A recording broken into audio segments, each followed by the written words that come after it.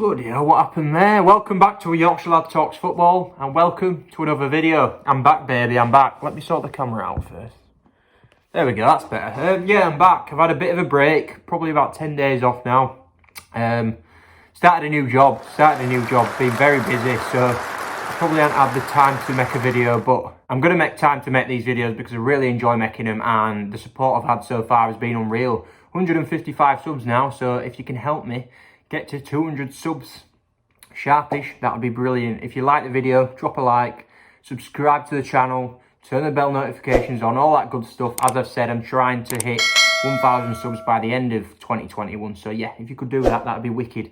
Might even have a little new setup coming on as well. I've ordered a ring light, which will improve the lighting and the quality of the videos much better. And I'm going to work around my desk space in my room. And I might even have a nice little backdrop going on. So yeah, the video quality could be much better. And yeah, just watch this space. So yeah, let's get on with the video. I'm talking crap now, I'm waffling on. I think it's quite fitting because England are playing Poland tomorrow night, but the video's coming out Wednesday. So in tonight, Poland are playing England tonight. And I think it'll be England's toughest test in these three World Cup qualifiers. Obviously, because we have only played Albania and San Marino, nothing special. But I think it will be a tough test. And I think Southgate will pick a strong lineup tonight. And I think it could be a lineup that resembles what we might go with in the Euros. And for that reason, I'm going to give you my strongest England lineup. The side I'd like Southgate to put out at Euro 2021. On the side that I think might actually bring glory back to England for the first time since 1966, when we won the World Cup. So, without further ado, let's get on with the video. The formation I'm going to go with is a 4-3-3. The formation that Southgate has played over the last two games against Albania and San Marino. And in net, I'm going with Nick Pope.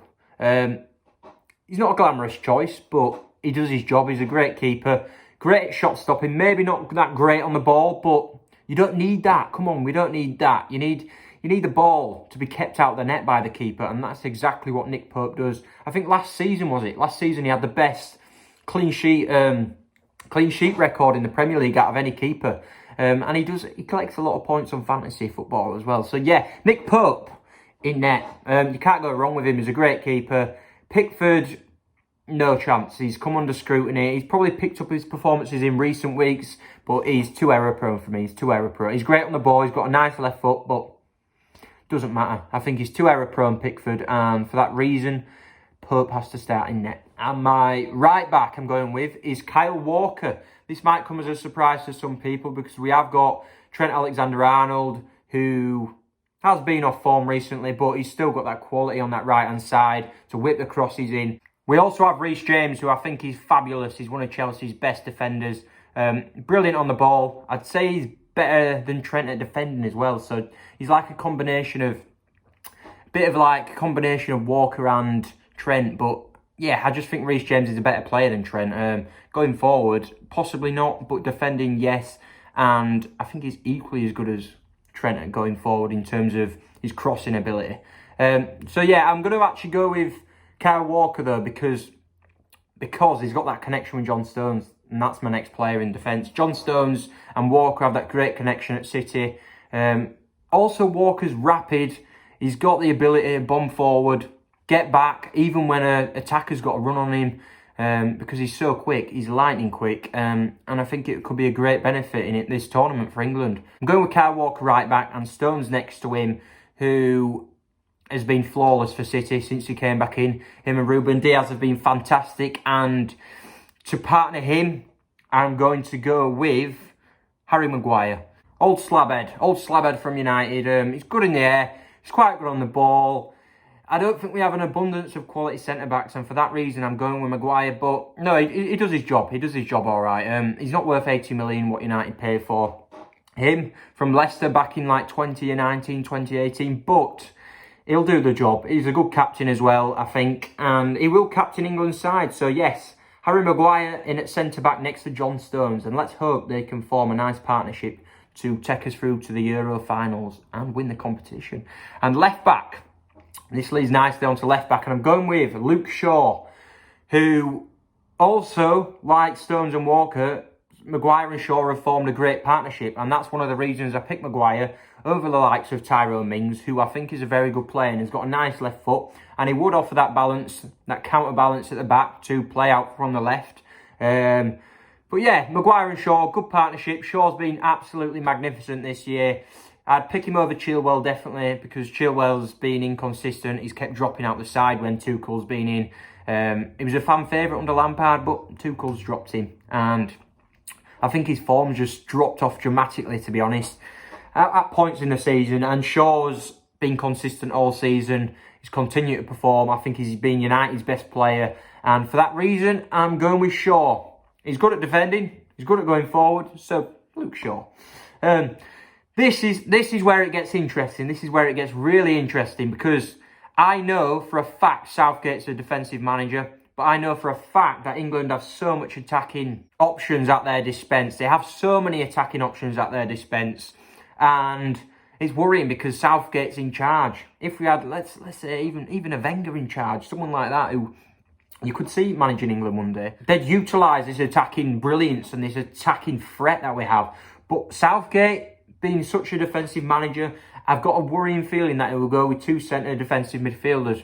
But I would like us to have one defensive midfielder in Declan Rice, who can screen the back four, stay disciplined, and also join the attack when he wants to, because I think he's very good at driving forward, getting on the front foot nowadays, and driving forward with his power, playing forward. He's always looking to play forward, Declan Rice, and I think he's a brilliant player. So he's going to be my CDM with three midfielders, two number 8s in front of him. And this is where the controversy comes in, because we have the likes of James Maddison, the likes of Phil Foden, the likes of Mason Mount, the likes of Jack Grealish. But I think you can work around playing them in different positions and to allow them to suit into a certain formation. And my two 8s, right, listen to this. So we've got Mason Mount on the left and Phil Foden on the right. But Mason Mount, I'd have him as more of a box-to-box midfielder, because Mason Mount is tenacious. He's great going forward. He's got an eye for a pass. He's intelligent. He finds the half spaces. I think Mason Mount can do that box-to-box role. And you can see now that he's developing his attacking side of the game as well. So Mason Mount, I feel, has to start in this side. He's pivotal to the way Southgate wants to play. He's pivotal to the way Chelsea play. And I just think he's irreplaceable in this squad. I think he's one of the first names on the team sheet. So yeah, Mason Mount, left, so he can cut in, cause problems on the left, help with the forwards, who I'll tell you about soon. But on the right, I'm going with Phil Foden. But Phil Foden, Mount can almost like drop back and help out Declan Rice in a 2 at points defensively, and then drive forward as an 8 to help the attackers when they're going forward. Phil Foden is going to be lined up as more of an 8, but he's going to have the attacking freedom to drive forward and play like as a 10, because we need his creativity further forward, because he's that good. He's so good, Phil Foden. Yeah, Phil Foden and Mason Mount as my two 8s, but Phil Foden with more of the attacking freedom. Mount as the box-to-box number 8 kind of player. So yeah, that's my midfield. So yeah, I'll talk you through my defence and midfield one more time. Nick Pope in net. Right back, Kyle Walker. Centre-backs, John Stones and Harry Maguire. Left-back, Luke Shaw. CDM, Declan Rice. Foden and Mount playing as 10/8s further forward. And Mount can drop back and help out, etc. And then we're going to go into the front three now. And this is very difficult because we have so much attacking quality. We have abundance of attacking quality. And it's tough to leave certain players out, but we're going to have to. Like we've done with the midfield, we've had to leave out the likes of Calvin Phillips, James Ward-Prowse, not too bothered, but James Maddison as well. But I feel Foden and Mount are better than James Maddison, and they deserve to be in this lineup more than he does. So the front three, this is where difficulties come in. But for me, it's quite straightforward. I think the front three, Kane has to start as striker. World class, brilliant player, one of the top 3 number 9s in the world. Brilliant player, goal scorer. He actually, I think, did he finish the top goal scorer in the World Cup as well for England? So yeah, Kane number 9, no doubt, no question. And this is where it's difficult. I'm left wing, I'm going with Jack Grealish. Some might say he's a 10, some might say he's a midfielder. He isn't. He needs to be given that licensed role up top to roam around and be free. and show his attacking creativity further up the field rather than in a deeper position in midfield. So Jack Grealish at left wing, not hogging the touchline, but almost as like an inverted 10, so he can move in and out, have the freedom to express himself.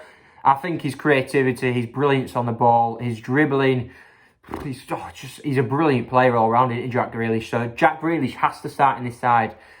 He's my left winger. So Kane, Grealish left, and Sterling right I'm going with. Some might say Sancho should start. Some might say Rashford should start. But Sterling, I think Sterling, his levels at City, the levels he produces at City are just frightening, the quality as well. And I just think, yeah, Sterling's got that extra... I think Sterling's got that extra cuteness, that extra cleverness in the final third as well. He's lightning quick, that helps. But, yeah, Sterling as my right winger. He's probably associated as a left winger at City, but we need to fit Grealish into the left so he can cut in and do his magic. So, yeah, let's go through the team one more time. Nick Pope in net, Kyle Walker right back, Stones and Maguire centre backs, Luke Shaw left back, Declan Rice CDM, 2 8/10s, Foden and Mount. Left, Jack Grealish up front. Centre striker, we've got Harry Kane. And then right winger, Sterling.